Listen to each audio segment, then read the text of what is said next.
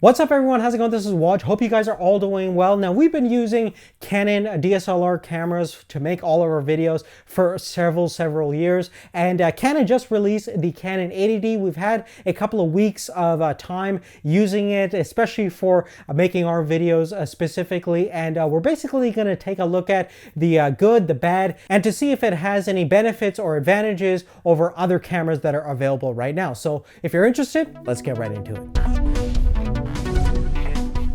Now from its core, the Canon 80D is very similar to the previous generation 70D. As you can see, it follows pretty much the same design. There's a little bit of difference in terms of button configuration, but both cameras are weather sealed. They both are using polycarbonate constructions, and in a lot of ways, you're not going to find really any differences physically. Now, of course, if you start to peek inside the camera, the 80D has now a 24.2 megapixel sensor versus the 70D had a 20.2 megapixel sensor. Now, that's not going to add a lot of sharpness, as you can see from this side-by-side comparison. In virtually all different scenarios, you're not going to find a huge difference in terms of sharpness and even color rendition coming from the 70D to the 80D. Now, one major improvement also includes the new AF system. Now we have 45 all-cross type hybrid-based autofocusing system, which was first introduced in the 70D, which had 19 points. So that's definitely a big step up. And I noticed that the AF system was a little bit more precise in terms of accuracy and also a little bit more snappier in terms of response time. Additionally, in video mode, I think the hybrid AF system is really quite excellent on the Canon side.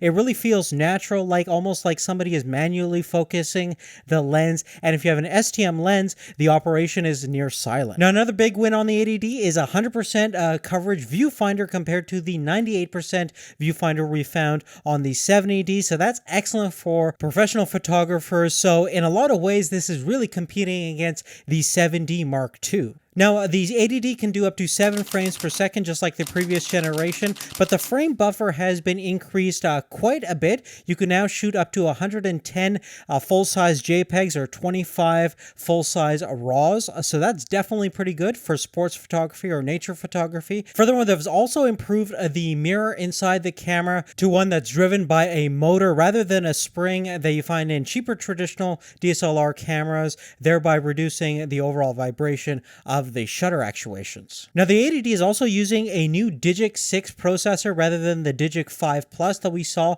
on the 70D. And if you take a look at the low light JPEG shots that you see over here, pretty much anything below 6400 ISO is very usable. And even at 6400 ISO, there's many scenarios where you can pull off some pretty clean looking shots.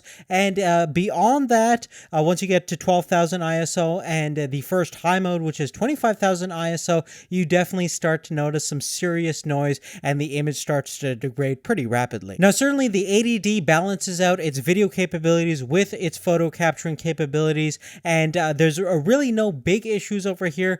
You can shoot up to 60 frames per second in full HD mode. Obviously, you can shoot 24 and 30 FPS as well. There's no 120 frames per second mode in 720p. That would have been really nice to see, and there's no S-Log high dynamic range picture style mode, although later down the road you can probably install some third-party picture styles that will give you a little bit more of an edge in terms of dynamic range and giving you a flatter picture profile. But generally speaking, the video quality is nothing really to complain about. It hasn't really changed much aside from the bump up in the frames per second, but the video quality is essentially identical to the 70D, which is quite upsetting. There's a lot of cameras right now that are offering 4K video capturing capabilities and even really nice 1080p cameras that offer much more sharpness than what we see over here, even though you have a pretty high bit rate at 90 megabits per second. So great for editing a video and creating YouTube videos and everything like that, especially with that fully articulating touchscreen.